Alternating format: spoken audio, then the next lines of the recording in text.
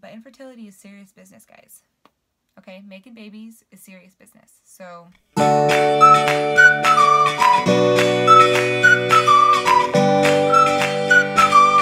hey guys, thank you for tuning in to this week's vlog. I'm so excited that you're still on this journey with us.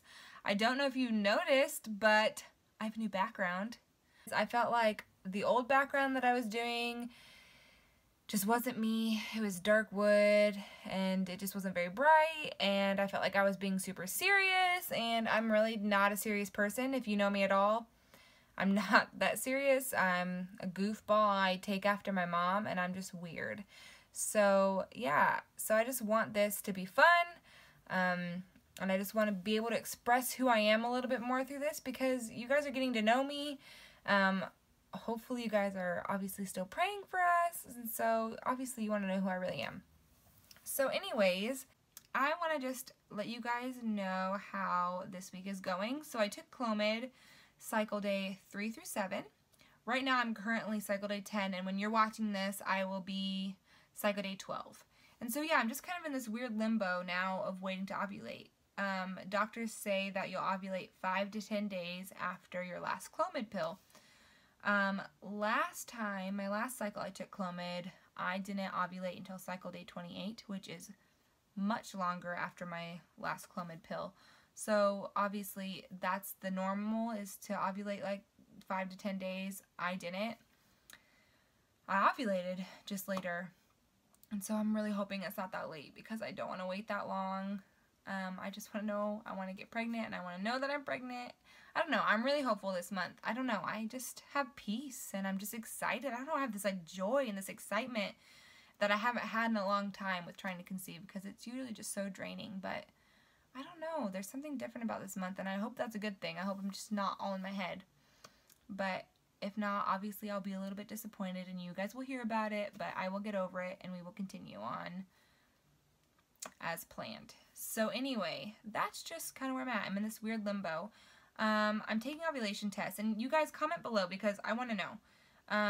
I said I was going to do live pregnancy tests, which I'll do when the time comes. They might be a few weeks later. I don't know. I don't know how I'm going to do that yet. But we'll kind of see. Anyway,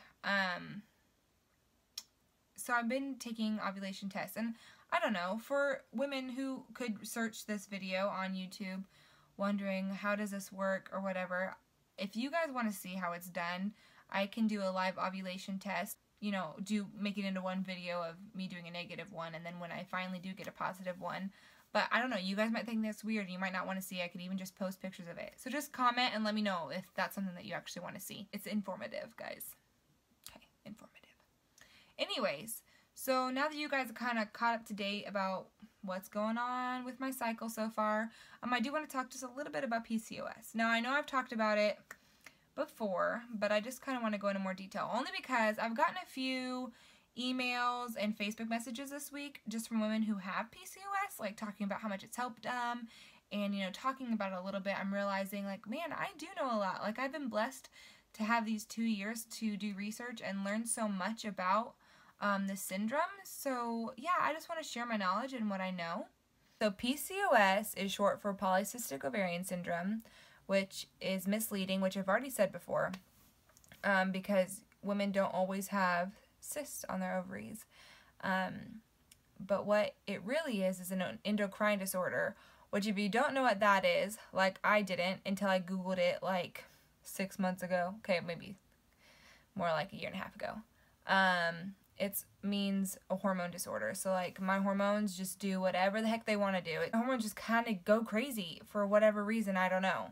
And doctors really don't know what causes it. They don't even know how we get it. Their guess is genetics, which makes sense because we think that my grandma Urban, so my dad's mom, had it because she had a hard time having babies. She's had surgery on her ovaries and all that stuff. So we just thank her for all our health problems in my family. It's kind of an ongoing joke. So yeah, the kind of hormones that it messes with, obviously it messes with progesterone, because that's why I've had my miscarriages. It messes with estrogen, which affects ovulation. It messes with insulin, because I'm insulin resistant. and it messes with the male hormone that us women have in us. Which, if you didn't know, now you know that all women have male hormone, a little bit of testosterone in us. Our ovaries make testosterone. But when you have PCOS, you just make too much of it, which makes you not ovulate. You'll also hear your doctor call them androgens, which is just male hormone. But obviously the most popular one is testosterone. So, what happens in our body and why I'm on metformin is that when women with PCOS eat carbs, even if they're good carbs, even if they're in fruit, it makes them obviously into sugar, because that's what our body breaks food down as, and carbs down as is sugar. And then our body makes insulin. And then our bodies as women with PCOS don't know how to store the insulin because we make so much of it. So we make too much insulin, and then our bodies start freaking out because we're like, oh, well, we'll store it here, we'll store it here. Oh, no, I don't have any room anymore. Let me store it as fat. Women with PCOS gain weight 3 times faster than a normal female. And it's much, much harder. I don't know what the percentage is on that, but I know there's a percentage. It's much harder to lose the weight after we've gained it. So that's super fun, especially for being a female and how much pressure there is to be beautiful. I feel like it sucks. Like, that's the worst thing I feel like I've dealt with PCOS. Like, infertility sucks, but like, I've never felt crappier about myself than when I have all this weight gain, and it just sucks. And so the big question is, how do you get rid of PCOS? Well, doctors say there is no cure, that there's only maintaining and getting all of the symptoms under control through diet and exercise. If you're eating what you're supposed to eat, if you're eating a low glycemic diet, your body's not going to make as much insulin or as much fat. And if you're exercising, you're bringing down your glycemic levels. So that's the biggest thing. Now, am I perfect at that? No. It's been a long struggle for 2 years to figure out the right balance for me.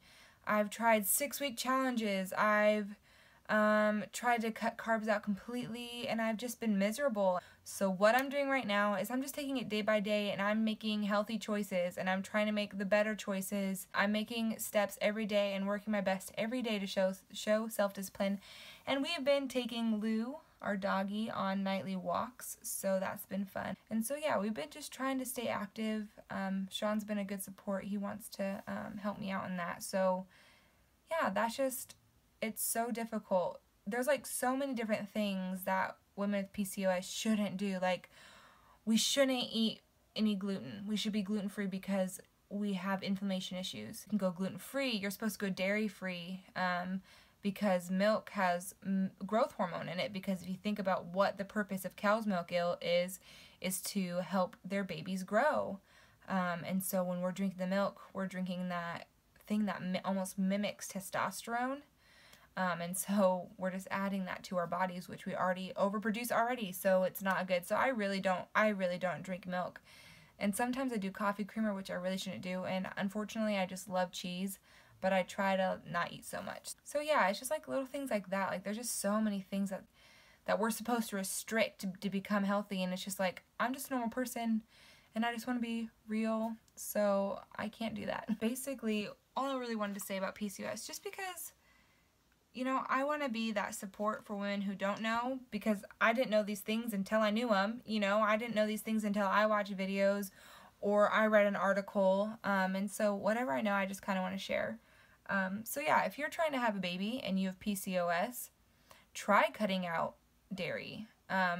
Try cutting out gluten if you can. I'm not perfect at cutting out gluten, but I don't eat sandwiches. If we have something, I don't usually have a bun. Don't really eat cereal because there's milk and gluten in that. And yeah, I was already lactose intolerant anyway, so I don't really drink milk. I love almond milk, so I kind of stick with that, but it really is just the cheese, because cheese is so good, guys. There's like a little extra things that you can do too if you have PCOS, and I think just for fertility in general. So I had been drinking mint tea because I read that it helps get rid of the male testosterone in our ovaries, and it also helps get rid of the extra hair growth that we don't want. Well, come to find out, like, literally just like a few nights ago, it's spearmint tea. I had been drinking peppermint tea, which is probably nothing wrong with it, but I'm just like, I feel like you have to be drinking the right product in order to get the results you want. So, we'll see if this works, and I'll let you guys know how long it takes.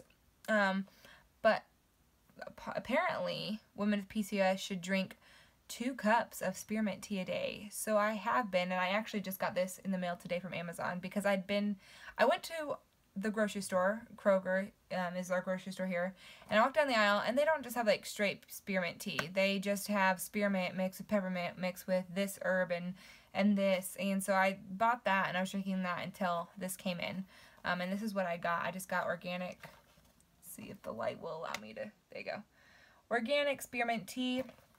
So yeah, I just got that, and so I'm going to start drinking it. I've been drinking the other stuff twice a day, so I already had a cup this morning, and now I'm going to have a cup of this. Will be my first time trying this. I'll let you guys know how it tastes. I'm going to try this tonight. So yeah, I'm going to drink them twice a day, because I feel like, obviously, if it's getting rid of the testosterone, then it's going to help my ovaries make a baby, right? Or at least produce an egg, because the making baby part happens another way. Ask your mom.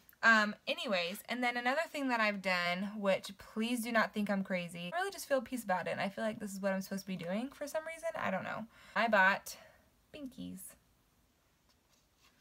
And I bought binkies. I don't know. I just felt like, I was going through the aisles, and I just felt like I should buy something for a baby. And it's not, obviously I know I'm not pregnant, and obviously I don't know when I'm going to be pregnant, and I don't know when I'm going to have a baby. I do have a lot of hope for this month, though. I don't know. I just feel peace about this month, and if it doesn't happen, obviously I'm going to be disappointed like I am every single month, but I don't know. I just feel hope, and I'm excited, and I just want to ovulate already so that I can be excited and worry or not if I got pregnant. So anyway, I bought these, and I don't know, it gives me hope because I just know one day I'm going to have a baby and I'm going to be pregnant, and one day my baby is going to use these and I'm going to have them because I already bought them. Yeah, I don't know. It's kind of more so a sign of hope, that I'm really trusting in God and believing in God and that I haven't given up. And that's just kind of what that means to me. So, I mean, I'm not going crazy. I'm not buying like baby clothes or like monitors or anything. I just bought binkies, so I don't know if I'll buy anything else, but yeah. So yeah, that's really all I have for this week's video. Keep on commenting, guys. I love reading your comments, even if it's just the I love you ones. And if you have any questions, keep asking them, and if you don't want to ask them on YouTube, just Facebook message me, or personal message me or whatever. I just love that you guys have really been praying for me and been on this journey for me. You have no idea how much it means. It is so exciting to have this force behind us. It's like one thing when your family's behind you and there's that, but when you're so private and you're like waiting for the perfect moment to make your announcement, and you know, or if it never happens and you're just kind of sitting in this like odd place, but with having you guys along this journey with us, it's so awesome because we feel like we have this like village behind us just kind of like carrying us through this. So we just really appreciate you guys. That's kind of all I have for this week. Thank you for watching, and thank you for continuing on with us and praying with us. And I hope you like my new background in the spare bedroom. That is cute. So